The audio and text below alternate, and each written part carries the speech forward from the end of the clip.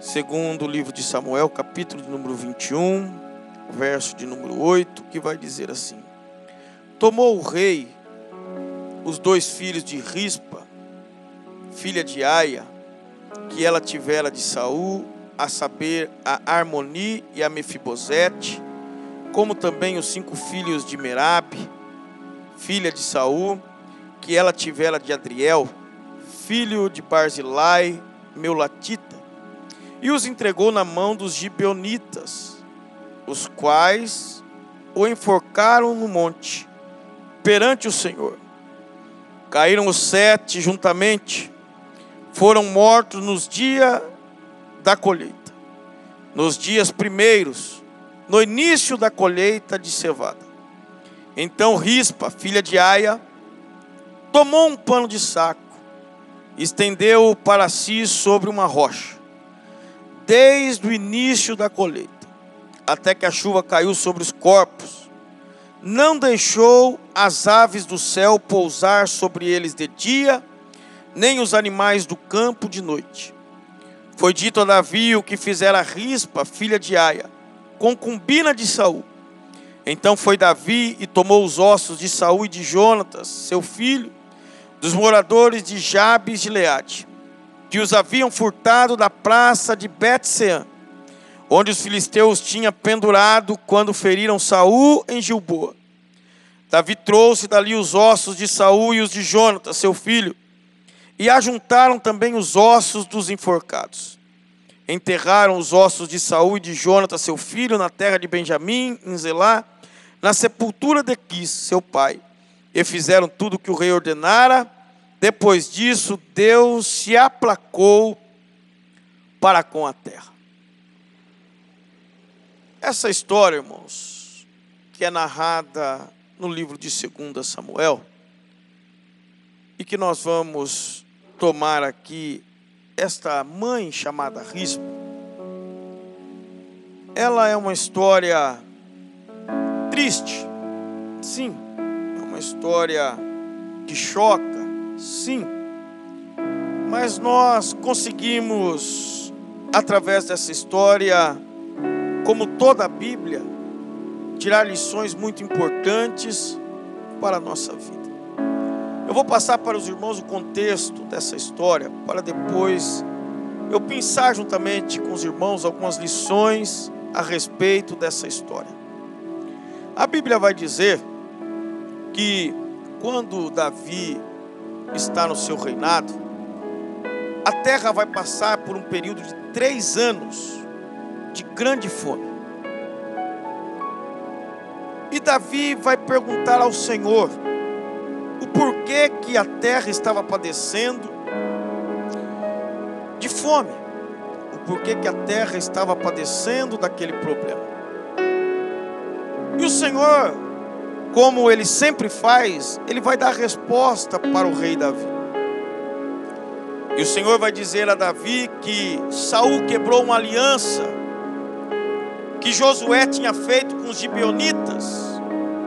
E por causa desta aliança quebrada, Deus estava então enviando castigo sobre a nação de Israel. Qual foi a aliança? Se os irmãos depois quiserem marcar, para depois em casa os irmãos observarem essa aliança. Em Josué capítulo de número 9, a Bíblia vai falar que Josué se estabelece, ele assume a herança que Deus tinha dado a ele. E em Gibeon habitavam os gibeonitas. Gibeon é uma cidade próxima de Ai, e a cidade de Ai tinha sido destruída por Israel. Os gibeonitas, com medo de serem atacados e dizimados por Israel, eles bolam um plano, eles criam uma estratégia, e eles pegam algum dos seus homens, fazem uma comitiva. Gibeon era próximo da nação de Israel, próximo de Ai. E os gibeonitas então, eles sabendo que Josué iria acabar com toda a população que tinha ali ao redor, eles bolam um plano e eles falam: nós vamos colocar uma comitiva na frente, nós vamos colocar ele com sacos velhos, cheio de alimentos velhos, com pão embolorado, nós vamos colocar roupas gastas neles, nós vamos colocar sandálias rachadas, ressecadas, e este povo vai até a nação de Israel e vai se apresentar até eles. E este povo então vai mentir, dizendo que tinha vindo de muito longe, porque ouviu falar dos feitos que Deus estava fazendo na nação de Israel. E Josué, então, enganado por este povo, pergunta para eles o que eles querem de Israel. E eles dizem assim para Josué: nós queremos uma aliança de paz, nós queremos entrar na terra e queremos ser serviçais desta nação, mas nós queremos que você faça um juramento, Josué. E qual é o juramento? É que Israel não matará o nosso povo. Uma aliança de paz. A sua nação não vai vir contra nós. E Josué faz esta aliança, sendo ali enganado. Pouco tempo depois, Josué descobre que aquele povo que tinha feito aliança eram os gibeonitas, que moravam bem próximo de Ai. E a Bíblia vai nos orientar em Mateus que a nossa palavra ela é o que? Sim, sim e não, não. Josué tinha feito uma aliança com eles, e agora eles estavam sob os cuidados da nação de Israel. O tempo se passa e o trono de Israel é assumido por Saul. E a Bíblia vai falar que Saul, ele quebra essa aliança. E Saul então mata os gibeonitas. E por causa da morte dos gibeonitas, nós entramos agora no texto.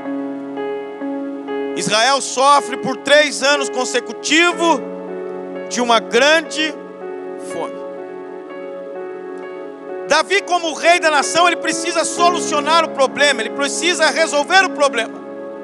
Então Davi sai até o encontro dos gibeonitas e pergunta para eles o que eles queriam para que fosse aplacada a ira de Deus sobre a nação de Israel.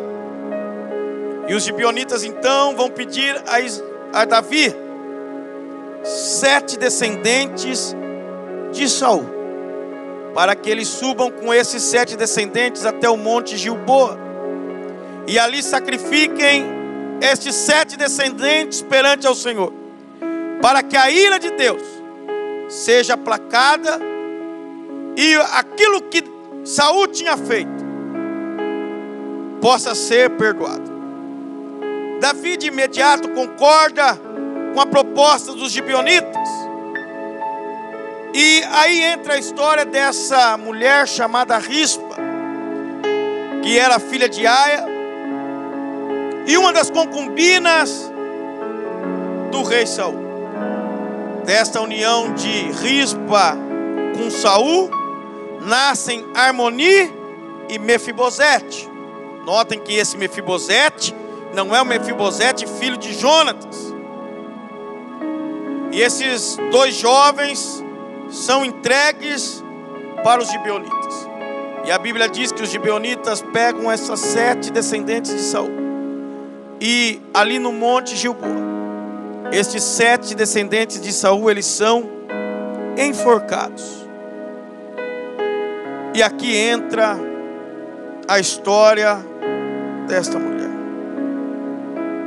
Nós podemos imaginar a dor que aquela mulher sentiu, porque aquela mulher conviveu com seus filhos, ela observou a risada de seus filhos, ela observou os sonhos de seus filhos, ela observou o crescimento de seus filhos. E agora essa mulher está diante dos 2 filhos, porém esses 2 sem vida. E qual é a lição que Rispa começa a nos ensinar? A Bíblia vai dizer-nos esses dois jovens foram mortos no início da colheita de cevada. A sua mãe então vai pegar um pano, tipo uma lona, vai colocar entre duas rochas, e ela ali vai fazer o que ninguém acreditava que poderia ser feito. Diga assim: em meio ao caos. Diga mais forte comigo. Diga: em meio ao caos, Rispa encontrou algo para fazer por seus filhos.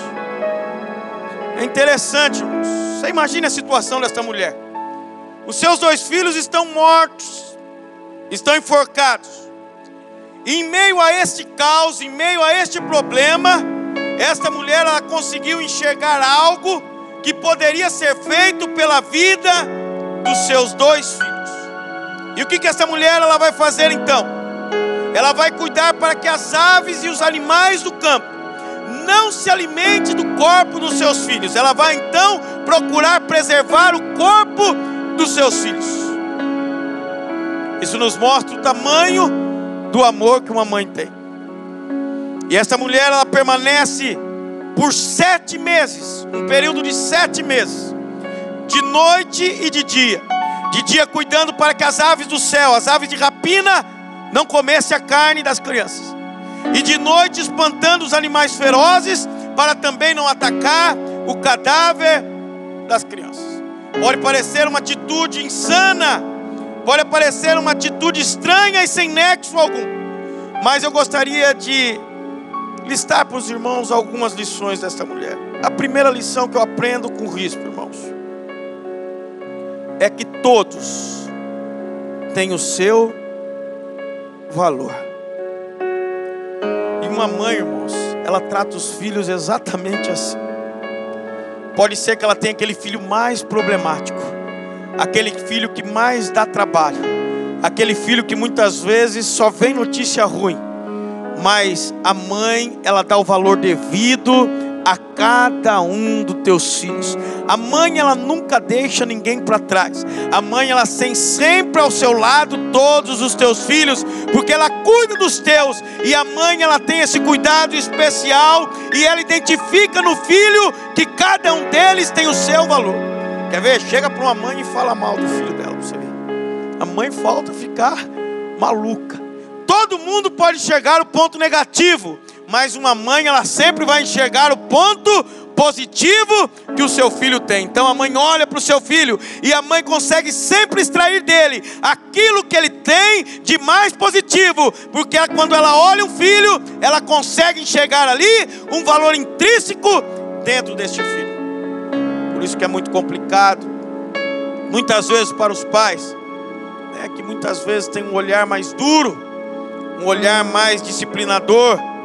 Muitas vezes quando o pai às vezes vai questionar alguma coisa, a mãe, ela muitas vezes, ela se torna uma leoa. Quando acontece alguma coisa na rua, a mãe, ela se torna uma leoa, porque a mãe, ela consegue enxergar um valor no seu filho. Trazendo isso para o lado espiritual, irmãos, contextualizando isso para o lado espiritual, eu quero dizer para você que todos nós também temos o nosso valor na casa de Deus. Não importa o cargo que nós ocupamos, não importa se você é o pastor da igreja, não importa se você é o membro que senta sempre no último banco, não importa se você é o irmão que fica ali, o obreiro da igreja, que cuida dos carros da igreja para o bom andamento da obra de Deus, não importa se você é o irmão que cuida da zeladoria da igreja, não importa se você é um presbítero perante ao nosso Pai que está no céu. Todos nós temos o nosso valor, e nós somos especiais por demais para a obra do nosso Senhor. Diga assim: eu sou especial na obra de Deus. Pode ser que muitos olhem para você e achem em você que você não consegue desenvolver nada. Pode ser que alguns olhem para nós e achem que nós não temos capacidade de fazer coisa alguma.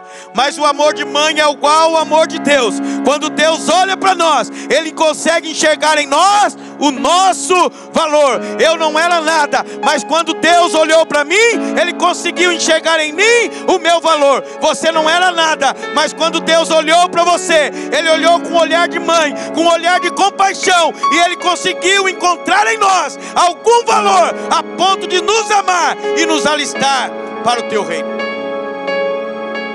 Por isso que eu quero dizer para você, que não importa a formação que você tenha, não importa o cargo que você ocupe no ministério, não importa o que você é, você tem o seu valor. E assim como Rispa cuidou dessas crianças durante 7 meses, Deus também está cuidando de você, porque você tem valor para o Senhor, você é valoroso para Ele, você é filho dEle e você é amado dEle. Assim como esta mãe cuidou dos seus filhos, já sem valor nenhum perante a sociedade, Deus olha para nós e continua cuidando de nós, porque para Ele nós temos valor.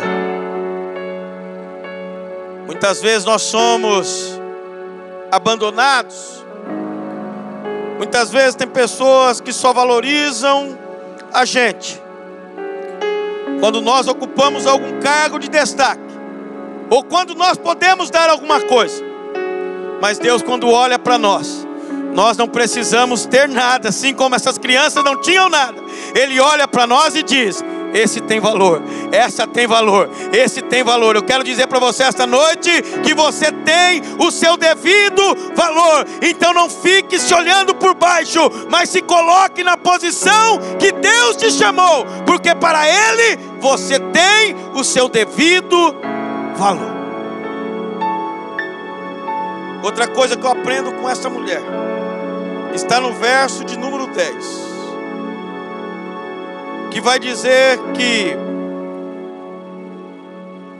ela tomou um pano de saco, estendeu para si sobre uma rocha, desde o início da colheita, até que a chuva caiu sobre os corpos.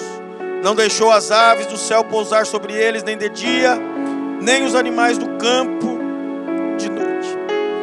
Eu aprendo aqui que toda tarefa tem o seu grau de importância.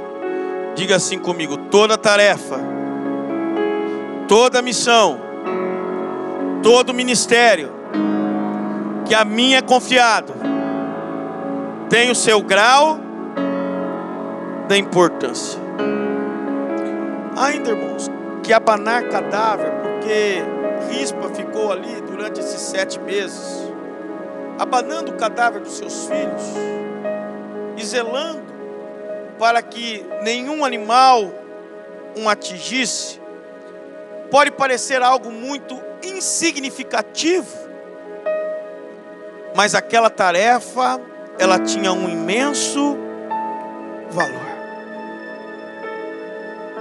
Para esta mãe, para Rispa, a tarefa de não deixar ficar sobre aquela rocha de campana, observando as aves que vinham do céu e os animais que podiam atacar terrestre, para esta mulher, este trabalho tinha o seu grau de importância. O que eu aprendo também aqui com esta mulher, traduzindo isso para os nossos dias? Que toda tarefa que é confiada a você pelo Senhor, você deve dar a ela o seu devido grau de importância. Você já conheceu alguém que quando sentava no banco, que não tinha cargo nenhum da igreja, ele aspirava a algum cargo na igreja, aspirava a ser um obreiro do Senhor, aspirava a liderar um departamento, aspirava a ser alguém que pudesse ajudar a obra de Deus. E quando isto é confiado em suas mãos, ele começa a olhar um outro cargo ministerial e não cuida mais daquele que lhe foi dado, porque ele acha que aquele não tem o valor a qual ele merece. Ele acha que ele necessita de algo maior.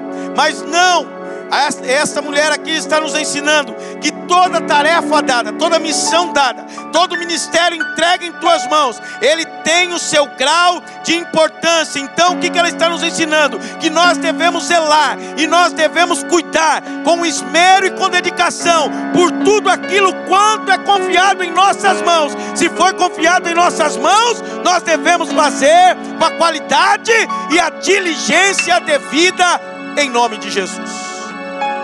Tem muitas pessoas que antes de sermos até fazem, e depois que aquilo lhe vem em suas mãos, eles tratam esse talento, tratam esse ministério que Deus confiou de uma forma tão relaxada, não valorizando aquilo que Deus colocou em suas mãos, não valorizando o ministério que foi colocado em suas mãos, flertando com o pecado, brincando com o pecado, deixando o ministério relapso.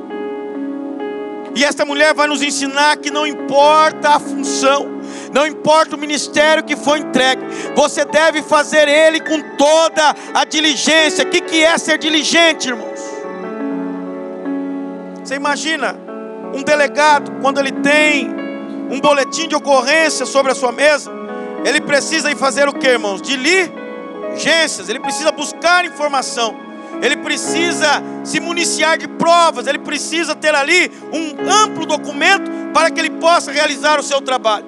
Ser diligente, irmãos, é fazer o que? O cargo que foi confiado em suas mãos. Se você foi confiado a ti um cargo de ministrar a palavra de Deus, o que é ser diligente? É cada dia mais você cavucar nas escrituras, cada dia mais você buscar conhecimento com Deus, cada dia mais você manter uma vida de oração, para que a palavra de Deus possa fluir sobre a sua vida, e você tenha pão para alimentar aqueles que vão te ouvir. Se foi te confiado um cargo para estar na porta da igreja, recebendo os irmãos, você ali vai se dedicar a cada dia mais ser diligente, para que cada dia você faça isso com melhor forma e com melhor esmero, em nome de Jesus.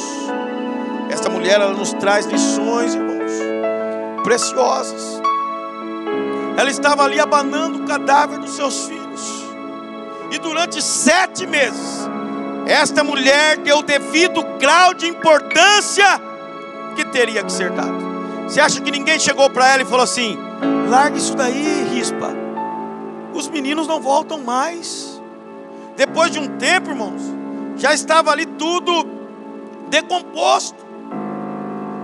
E você imagina alguém chegando para ela e dizendo: larga isso daí, Rispa, não tem mais o que ser feito, não adianta, você não vai aguentar ficar muito tempo mais aí. Talvez com 20 dias alguém chegou e falou: Rispa, você está sem dormir, Rispa, você está ficando acordada a noite toda, você não vai dar conta disso. Pode ser até que um animal venha e acabe enfrentando você. Mas esta mulher manteve o seu devido grau de importância, motivada pelo amor. O que mais que eu aprendo, irmãos, com esta mulher? Eu aprendo com ela que nós precisamos aprender a trabalhar sem os holofotes e sem o reconhecimento de terceiros. Veja só, irmãos, a atitude de Rispa em 2 Samuel 21:10. Rispa estava fazendo ali o que? Um protesto solitário, abanando seus filhos, cuidando dos cadáveres. Ela ali estava sozinha, e ela vai nos ensinar algo muito importante. Você conhece aquela pessoa que só faz quando alguém está vendo? Quando alguém está vendo, irmão, ele sobe no telhado, desce no telhado, sobe, desce escada, sobe escada, serve água, faz o que tem que fazer. Quando não tem ninguém vendo, irmão, não faz nada. São pessoas que trabalham em busca do holofote para serem reconhecidos. E Rispa trabalhando ali sem os holofotes de ninguém, sem o reconhecimento de ninguém. Durante 7 meses, Rispa se manteve trabalhando em prol daquilo que ela acreditava, em prol daquilo que ela estava buscando, em prol daquilo que ela acreditava que um dia ia acontecer. Davi ainda vai se compadecer de mim, e ele vai dar um enterro digno para os meus filhos. Davi ainda vai reconhecer o meu trabalho. Deixa eu dizer uma coisa para você. Existe um ditado no mundo que para você aparecer você tem que ser visto. Mas, irmãos, a Bíblia não é assim. Na Bíblia você não precisa ser visto. Na Bíblia, aliás, você só precisa ser visto por uma pessoa, por Deus. Se você for visto por Deus, Ele coloca você no coração de quem Ele tiver que colocar, e você vai conseguir chegar aonde Deus quer te projetar, porque quem tem que te ver trabalhando é Deus e não os homens. O problema é que tem muitas pessoas que trabalham para o homem, para os holofotes, e não trabalham para o Deus. São movidos ao trabalho pelo reconhecimento humano e não pelo reconhecimento de Deus. Aquela mulher estava trabalhando para o reconhecimento de seus filhos e não para o reconhecimento dela própria. Eu quero dizer uma coisa para você: se você nesta noite entender essa palavra e a partir de agora começar a trabalhar sem olhar para o homem e olhar somente para aquele que te chamou, você será reconhecido no céu. E sendo reconhecido no céu, você não precisa ser reconhecido na terra. O problema é que nós queremos ser reconhecidos na terra e não fazemos questão de ser reconhecidos no céu.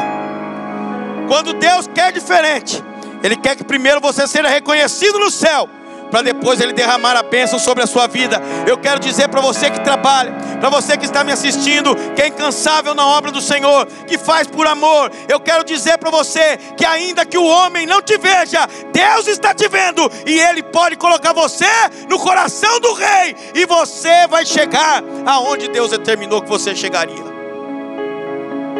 Você não precisa se aparecer, você não precisa fazer nada para provar para ninguém.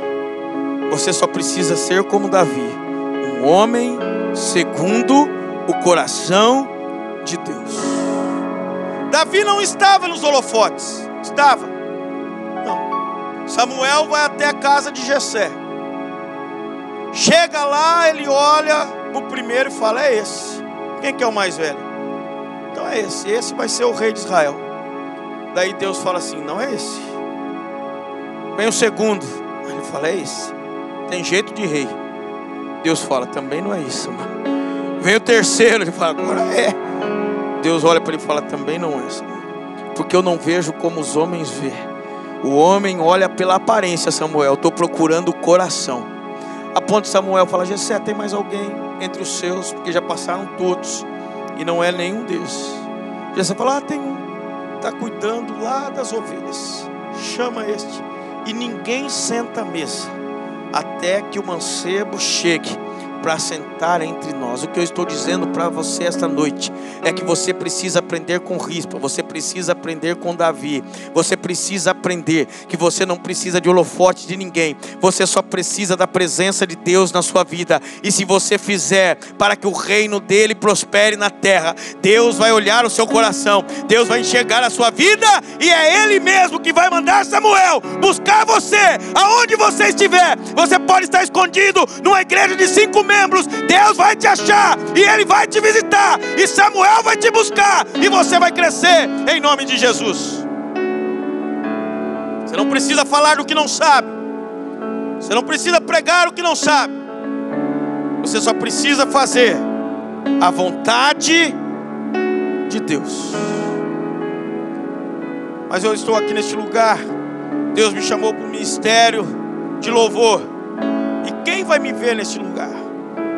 Não precisa de nada. Você não precisa aparecer em Facebook, você não precisa fazer nada fora do normal. Você só precisa continuar louvando o Senhor na igreja em que você congrega. Se Deus falou, irmãos, fica tranquilo. Você vai trabalhando para que o nome de Deus seja exaltado, vai trabalhando sem holofote. Deus do alto céu te enxerga e Ele fala: Samuel, vai até a igreja no lugar tal, que lá tem um homem segundo o meu coração, e eu vou levantar ele para que ele evangelize as nações. Eu vou levantar ele para que ele venha cantar e vidas possam ser curadas. Eu vou levantar ela para que ela venha pregar e vidas possam ser libertas. Eu vou levantar, porque é Ele quem levanta e é Ele quem abate. É Ele que enxerga o teu coração. Ele sabe onde você mora, sabe onde você está, e quando Ele quiser, Ele pode chegar e te buscar em nome de Jesus. Esta mulher nos ensina Ela não mandou ninguém chamar Davi. Leia o texto. Ela falou: corre alguém atrás de Davi? Não. Ela ficou lá no seu trabalho, irmão Levi, silencioso, ó, abanando os cadáveres, debaixo de uma lona. O texto vai falar lá no verso de número 11, que foi dito a Davi, e Davi então se compadeceu dela. Ela não precisou, irmãos, de holofotes. Ela só precisou fazer o que estava proposto no coração dela, sem ninguém ver, sem ficar agitando aos quatro ventos o que ela estava fazendo. Nós precisamos aprender a trabalhar sem o holofote dos homens, crendo que Deus, Ele nos vê, e está tudo contabilizado nos anais celestial. Tudo aquilo que você faz, irmãos, pode ser que o homem não te reconheça, mas Deus te reconhece.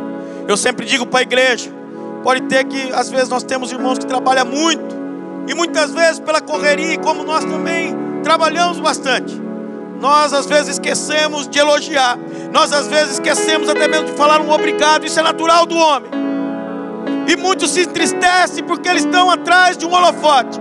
Mas fique tranquilo, se eu esquecer de elogiar, Deus está vendo. Se eu esquecer de falar obrigado, Deus está vendo o teu coração. Se eu esquecer de te cumprimentar, Deus está vendo o teu coração, e Ele pode te chamar ainda esta noite, em nome de Jesus. Você não precisa ser reconhecido por homem, mas você, igual esta mulher, precisa somente ser reconhecido pelo Rei. O seu trabalho precisa chegar até o coração de Deus. Aquilo que você faz movido no reino de Deus precisa chegar até o coração de Deus. E quando chega até o coração de Deus, os olhos dele fitam sobre você, e ele manda Samuel: vai até a casa de Jessé, que da casa de Jessé eu vou prover um rei para a nação de Israel. Oxalá que Jesus olhe para você esta noite, que Deus olhe para você esta noite e chame um Samuel e diga: Samuel, vai até a casa número tal, que de lá eu vou prover um profeta para a minha nação. Samuel, vai até a casa de número tal, que de lá eu vou promover um levita para a minha nação. Samuel, vai até a casa número tal, que lá eu vou prover uma mulher de oração, que vai orar e as vidas serão curadas em nome de Jesus. Esta mulher vai nos ensinar que nós devemos cumprir o nosso papel, seja qual for o fim. O texto vai dizer, irmãos, que ela não deixou que se aproximasse dele as aves do céu de dia, nem os animais de campo de noite.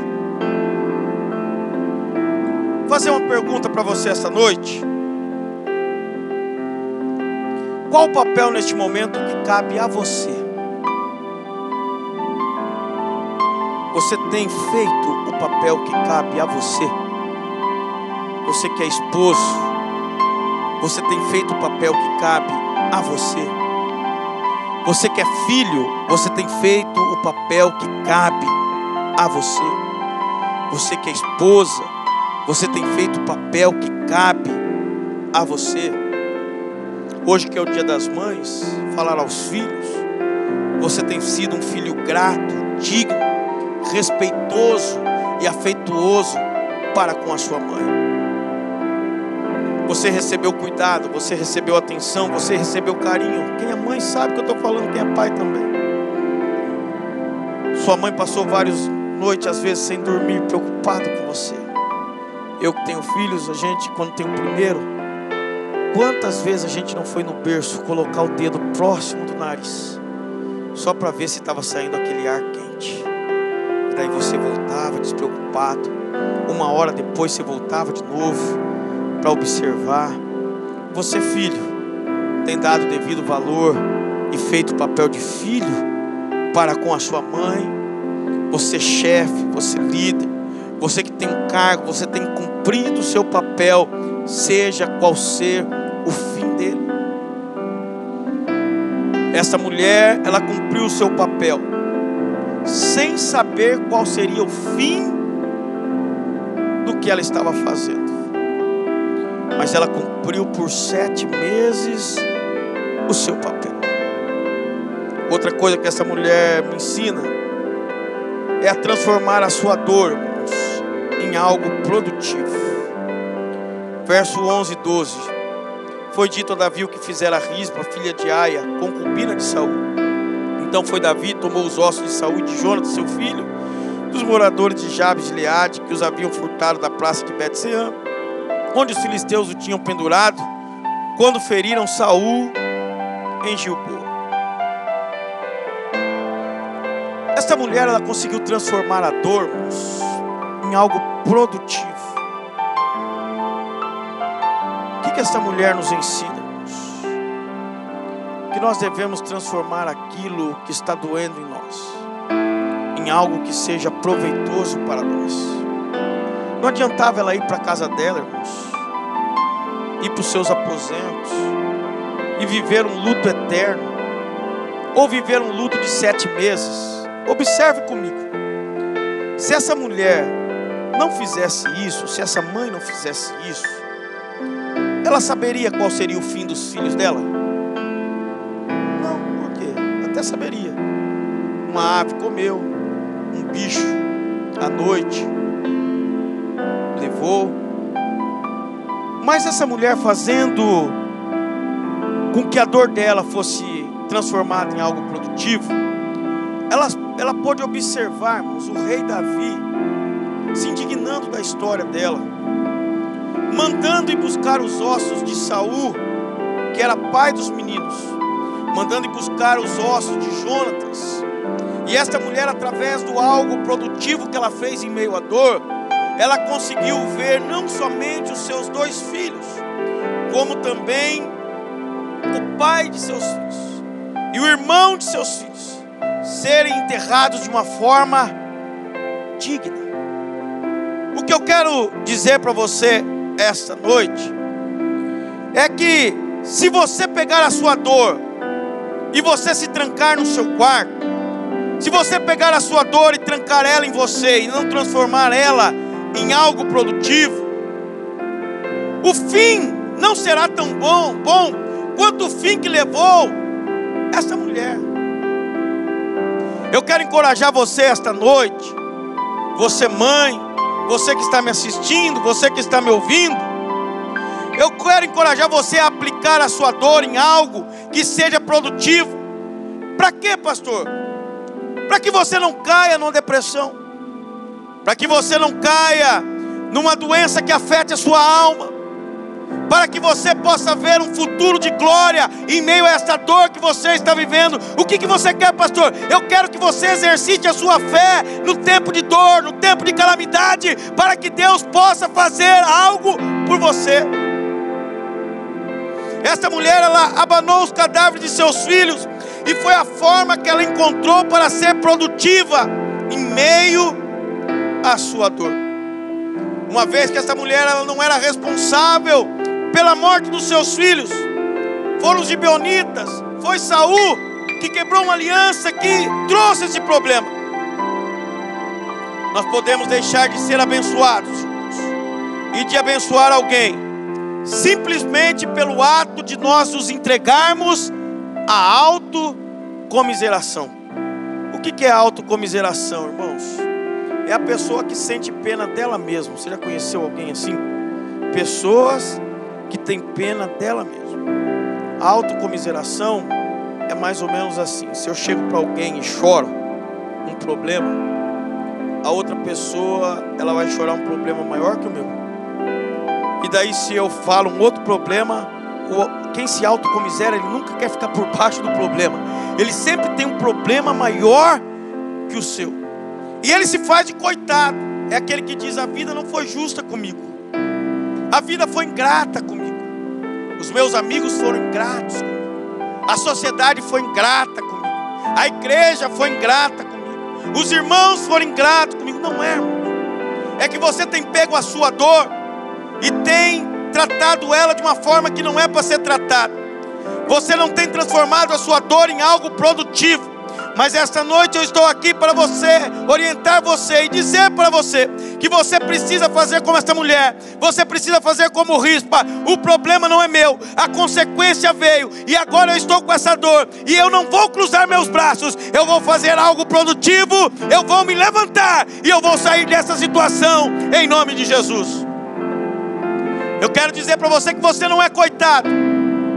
Tem pessoas que gostam de fazer de coitado, porque muitas vezes quer. Eu lembro, e eu lembro com saudade às vezes, do tempo que eu era criança, que eu gostava de ficar doente às vezes, logo grande, só para a mãe levar lá o copo de Nescau na cama quentinho. Não era gostoso? Era muito bom. Mas você já cresceu, irmão. Não tem mais como ficar levando copinho de Nescau para você.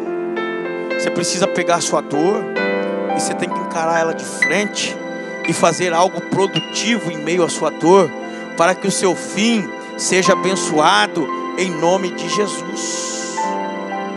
Problema todos nós vamos ter, dificuldade todos nós vamos enfrentar, tempestade vai chegar na nossa vida, dificuldades vai chegar na nossa vida, e se eu me entregar, pegar a minha dor e começar a chorar, não vai adiantar, eu vou ser um derrotado. Mas se você pegar a sua dor e você colocar ela aos pés do Senhor, e você fazer algo produtivo na sua dor, Deus vai te sustentar, Deus vai te levantar, e o nome dele será glorificado. O nome dele será glorificado. Autocomiseração. Tem pessoas que amam que as pessoas ficam com dó dele. Eu aqui não conheço ninguém assim, mas por aí tem um monte que é assim. A pessoa só fica feliz se alguém tiver dó, tiver pena. E para que a pessoa tenha pena, expõe todos os seus problemas, todas as suas dificuldades, todas as suas lutas. Mas essa noite Deus está dizendo: transforme a sua dor em algo produtivo, em nome de Jesus, que eu vou te abençoar. Pegue a sua dor, pegue a sua dificuldade, pegue o seu problema, transforme isso em algo produtivo. Se eu não, a minha dor ela é a tal ponto que eu só consigo chorar. Agora eu vou transformar isso em algo produtivo. Eu vou dobrar os meus joelhos e eu vou chorar nos pés do Senhor. Vai sair um rio de dentro de mim, mas eu vou me banhar na presença de Deus, e Ele vai olhar no céu, vai se compadecer de você, e o seu fim vai ser de bênção, em nome de Jesus. Porque quando eu era criança meu pai me maltratou. E aí, irmão, está com 60 anos e vive com essa história. Em nome de Jesus, irmão, em nome de Jesus, você não é um coitadinho. Você é filho de Deus, você é filho do Deus Altíssimo, e você não é coitado. Você tem um dono, você tem um Pai Celestial. Coitado é o diabo, que nem casa ele tem. Os irmãos sabiam que o inferno ainda não foi inaugurado? Por isso que o diabo ele anda ao redor da terra. Ele está esperando o dia que o inferno vai ser inaugurado para ele. Coitado é Satanás, que é conhecido como pai da mentira, homicida desde o princípio. Você não, você é filho de Deus, comprado, lavado e remido pelo sangue do Senhor. Você tem valor, você tem um valor, você é especial para Deus. Você tem um valor.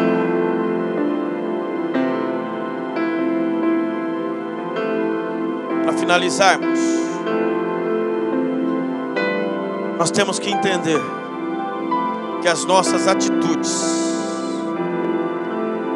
ela não traz consequências somente para nós. As nossas atitudes, ela traz consequências para aqueles que estão em nossa vida. Diga assim comigo: a vida é minha. Diga comigo: a vida é minha, mas as consequências são nossas. Quando alguém não cumpre o seu papel até o fim, irmãos, outros serão penalizados por isso. Vou dar um exemplo para os irmãos. Se uma criança nasce num lar onde a autocomiseração é notória ali, essa criança possivelmente também vai se autocomiserar. Ou seja, já nasceu fadada a se autocomiserar. Outro exemplo, se você não desempenha o seu papel como pai, se você não desempenha o seu papel como filho, o seu papel como esposo, todos que estão em sua volta irão sofrer. Disto Davi sabia muito bem. Quando Davi errou com Batseba, a Bíblia vai dizer que Natã foi até ele, contou uma parábola para Davi. Davi se indignou com a parábola e falou: este homem é digno de morte. Natã olhou para ele e falou: Davi, este homem é você. E a sentença veio sobre Davi. A espada, Davi, não se apartará mais da tua casa. Davi não cumpriu o seu papel naquele momento, mas as consequências disso veio para toda a família de Davi, a ponto de um de seus filhos violentar uma de suas irmãs. O outro filho matou o irmão para pagar a dívida da sua irmã. E Davi precisou fugir do seu próprio filho, porque o seu próprio filho queria matá-lo. A vida é sua, irmãos, mas a consequência daqueles que estão em sua volta. A vida era de Rispa, mas a consequência do ato dela foi para todos que estavam em sua volta. O que eu estou querendo te dizer é que se você levar uma vida digna perante a Deus, a consequência vai ser de todos aqueles que estão em sua volta.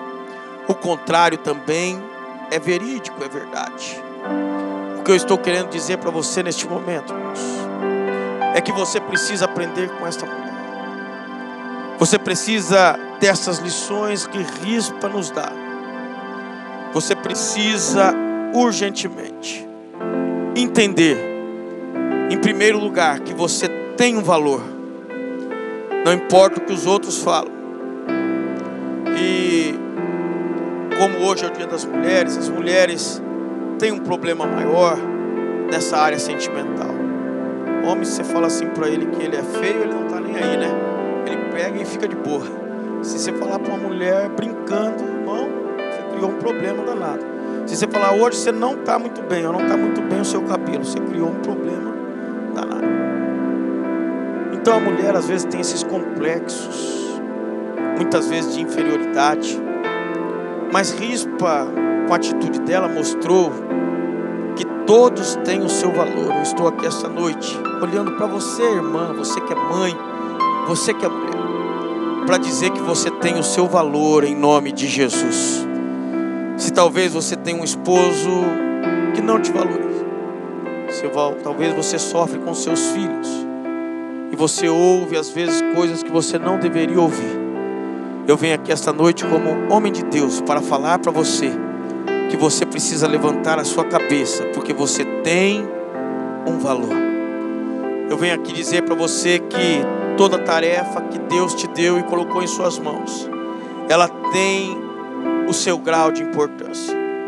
Eu estou aqui para dizer para você esta noite que você deve transformar a sua dor em algo produtivo, para que a graça de Deus se aperfeiçoe nas suas fraquezas. Eu gostaria que vocês ficassem de pé. Eu quero fazer uma oração pelas mães. Eu sei que nós vivemos tempos difíceis e a Bíblia diz que nos últimos dias os filhos seriam contra os pais contra os filhos. Eu sei da difícil tarefa hoje de uma mãe, muitas vezes em ter que trabalhar fora, muitas vezes em ter que criar os seus filhos, alguns casos sem os pais. Eu sei da dificuldade que cada uma das mulheres enfrentam em suas casas. Nós sabemos. Mas eu quero dizer para você, mãe, que você é especial para Deus, que você tem um valor muito especial para Deus. Não importa se o mundo desmerece você, Não importa se você tem um filho que desmerece você, um esposo que desmerece você, uma família que desmerece você. O que importa é que todos tenham o seu devido valor.